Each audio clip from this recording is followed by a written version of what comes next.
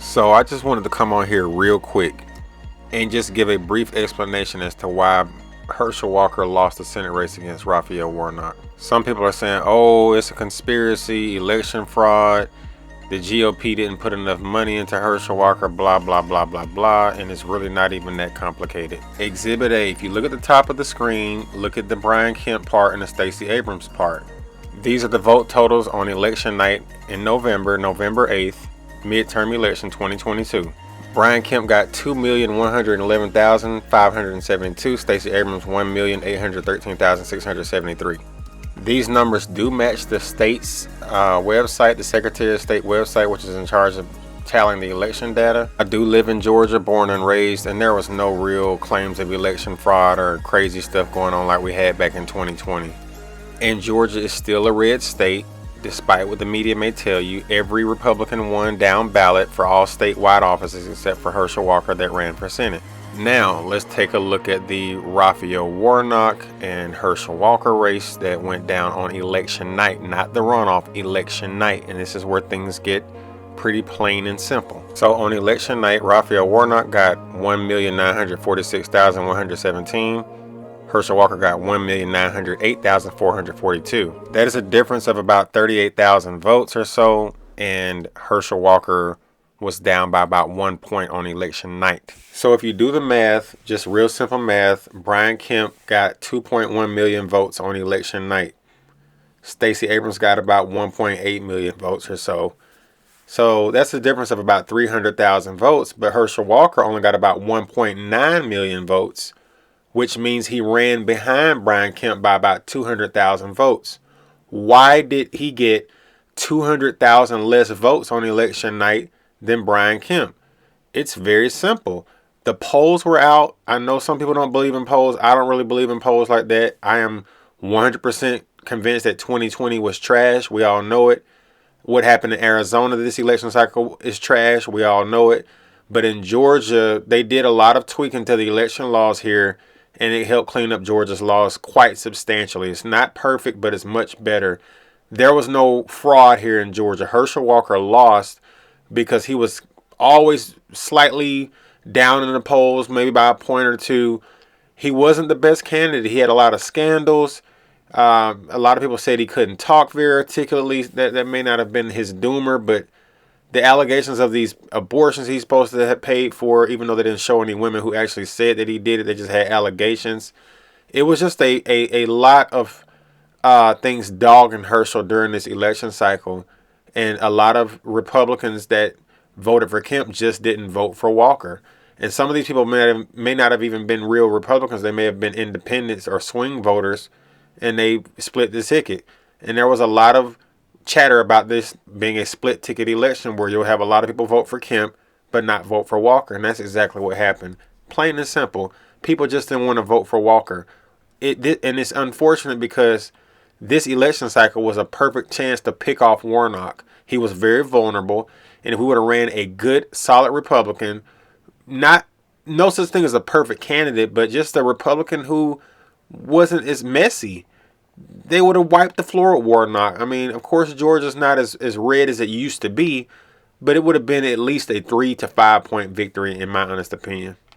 On this slide right here, Brad Raffensperger got 2.081 million to B win 1.719 million. His margin of victory against the Democrat challenger for Secretary of State was even wider than Kemp against Stacey Abrams. In the lieutenant governor race, Burt Jones, he won by close to 200,000 votes against the Democrat challenger. He got over 2 million votes.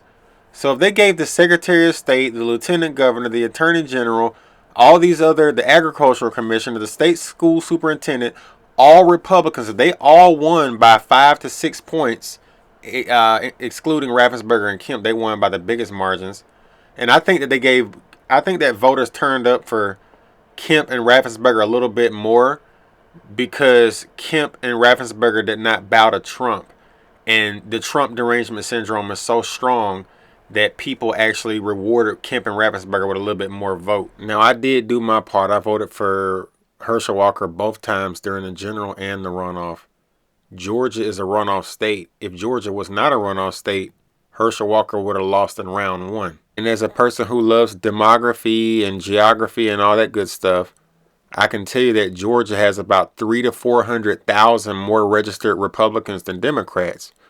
When the Republicans show up to vote in strong numbers, the Democrats get overwhelmed and we win.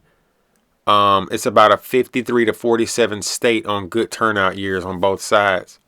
We lose Metro Atlanta because it's so big and it's a lot of black people and it's a lot of blue suburbs now, but downstate in the North Georgia mountains helps to balance things out and give the GOP victory. But the only way that the GOP gets victory is when the GOP voters show up and vote.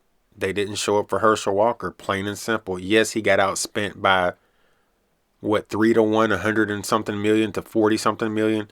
Of course, that happens a lot. But it doesn't matter. If the people want to vote for you, they'll vote for you. And just wrapping things up, Democrats can win in red states. It happens all the time. Roy Cooper, a Democrat, is the current governor in North Carolina. He beat the incumbent, Pat McCrory, back in 2017.